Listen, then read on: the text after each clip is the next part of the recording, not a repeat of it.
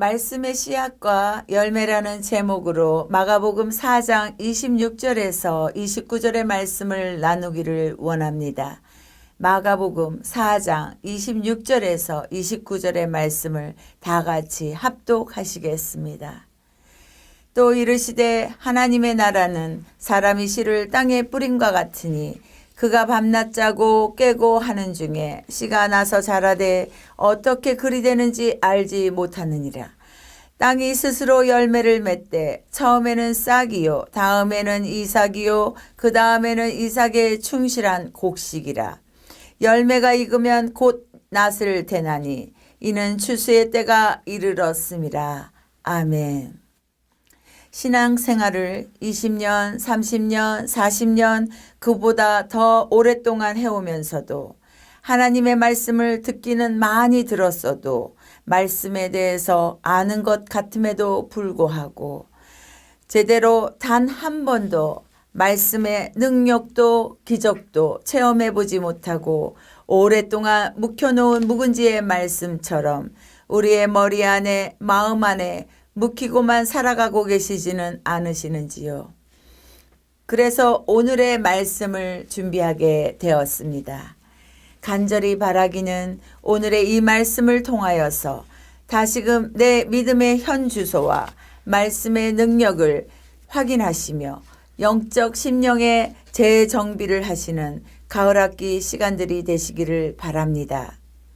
첫 번째로 하나님의 나라는 무엇입니까? 하나님의 나라는 굉장히 광범위해서 하나님의 나라에 대해서 설명하기란 쉽지는 않습니다. 그러나 마가복음 4장과 마태복음 13장과 누가복음 8장 등에서 사복음서의 대부분의 핵심이 바로 하나님의 나라에 대해서 말씀하고 계시지만 씨 뿌리는 비유를 제대로 이해하지 못한다라면 나머지 하나님의 나라를 제대로 이해하기란 힘듭니다. 예수님께서는 하나님의 나라에 대해서 이렇게 말씀하셨습니다. 너희는 먼저 그의 나라와 의를 구하라. 하나님의 나라는 사람이 씨를 땅에 뿌림과 같다라고 성경 곳곳마다 그런 표현을 하셨습니다. 또한 하나님의 나라는 땅과 씨의 열매의 관계이므로 씨를 땅에 뿌림과 같이 생명의 말씀을 우리의 마음에 뿌림과 같은 것입니다. 굳이 비유로 말씀드리면 여기서 표현하는 땅은 우리의 마음밭을 의미하는 것이며 씨앗은 하나님의 말씀이자 열매는 삶에 나타난 우리의 여러 가지 말씀의 체험과 능력과 기적과 기도의 응답의 모습으로 표현될 수 있을 것 같습니다. 즉 하나님의 나라는 하나님의 말씀이 우리의 심령에 뿌려져서 열매 맺는 것과 같은 의미로 보시면 좋을 것 같습니다. 누가복음 17장 21절에서도 보시면 즉 하나님의 나라는 또 여기 있다 저기 있다라고 못하리니 하나님의 나라는 너희 안에 있느니라. 이 비유를 통해서 현재적 하나님 나라, 즉 우리가 이 땅을 살아가면서도 어떻게 우리가 하나님의 나라를 누리며 체험하며 살아갈 수 있는지에 대해서 알아보기를 원합니다. 그렇다면 두 번째로 하나님의 나라는 과연 어디에 있는 것일까요? 마가복음 4장 26절에서 28절의 말씀을 다시 한번 보시면 또 가라사대 하나님의 나라는 사람이 씨를 땅에 뿌림과 같으니 저가 밤낮 자고 깨고 하는 중에 씨가 자라되 그 어떻게 된 것을 알지 못하느니라. 땅이 스스로 열매를 맺되 처음에는 싹이요 다음에는 이삭이요 그 다음에는 이삭의 충실한 곡식이라. 이 본문 말씀이 우리로 하여금 현재적 하나님 나라를 이해하는데 조금 더 도움이 되는 것 같습니다. 그렇다면 세 번째로 이처럼 왜 예수님께서는 하나님 나라를 씨와 땅과 열매로 비유하셨을까요? 씨가 무엇인지를 또한 땅이 뜻하는 바가 무엇인지를 먼저 알아보아야 할 것 같습니다. 간단하게 결론부터 말씀드리면 씨는 바로 생명을 의미합니다. 생명인 씨가 자라게 되어 있습니다. 일단 땅에 심겨진 씨앗은 우리의 육안으로 매번 어떻게 자라게 되는지 땅 밑 땅 아래 일어나는 모든 과정을 매번 눈으로 파헤쳐서 확인은 할 수 없지만 모든 심겨진 씨앗이 발화하기 위해서는 중요한 여러 가지 요소 중에 한 가지가 있는데 그것이 바로 씨앗에게 필요한 에너지인 바로 물이 필요한 것입니다. 씨앗이 생명으로 살아나기 위해서는 씨앗에게 있어서 가장 큰 에너지인 바로 물인 것입니다. 이것을 다르게 표현하면 말씀이 우리 마음밭에 생명으로 발화하기 위해서는 생수가 있어야 하는데 바로 그것이 성령님이 그 물의 역할을 해주시는 것입니다. 로고스의 말씀은 진리이지만 그것이 성령님의 도움으로 레마로 역사한다면 말씀은 그때부터 살아 움직이며 역사에서 자랍니다. 즉 말씀이 생명이기 때문에 우리 안에 내주하시는 성령님으로 인해 생명의 말씀이 발화되어질 때 말씀의 뿌리가 우리의 심령 안에서 내려지고 줄기가 나오며 열매를 맺게 되는 것입니다. 그러므로 마음이 그만큼 중요합니다. 마음이 옥토같이 좋은 밭이어야 씨가 죽지 않고 30배, 100배 열매를 낼 수 있으며 씨의 형질인 뿌리가 나와서 싹이 되고 이삭이 되듯이 생명의 변화가 나타나 자라게 되기 때문입니다.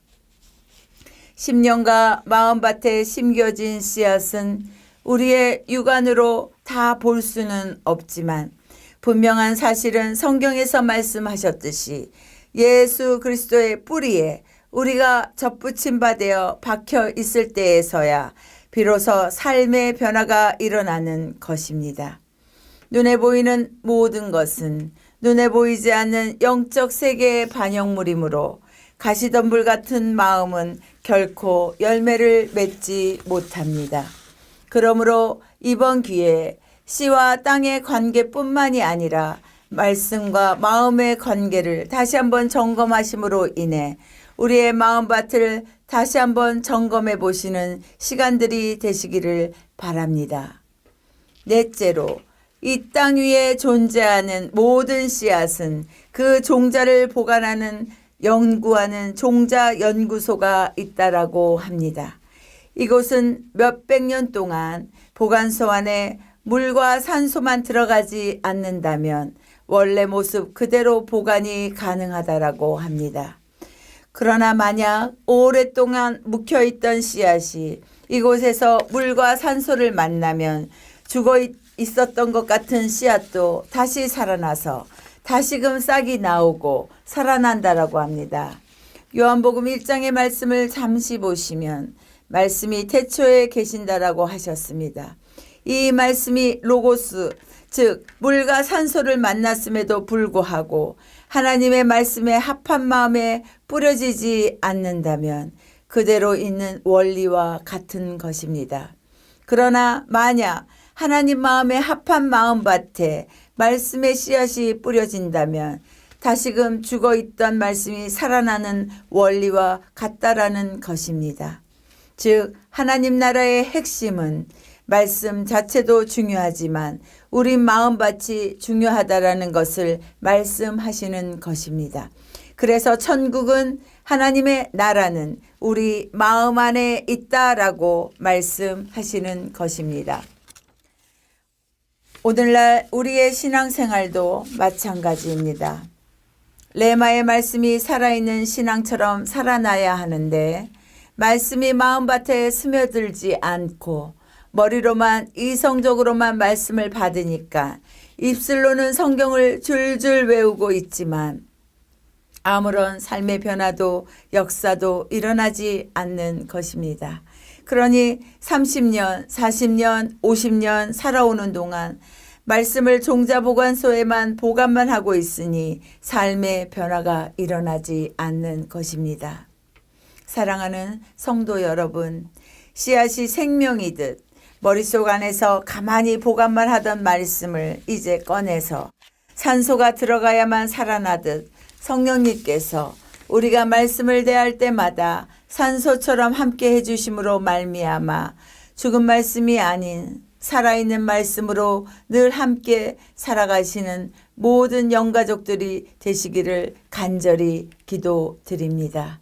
다 같이 기도하시겠습니다.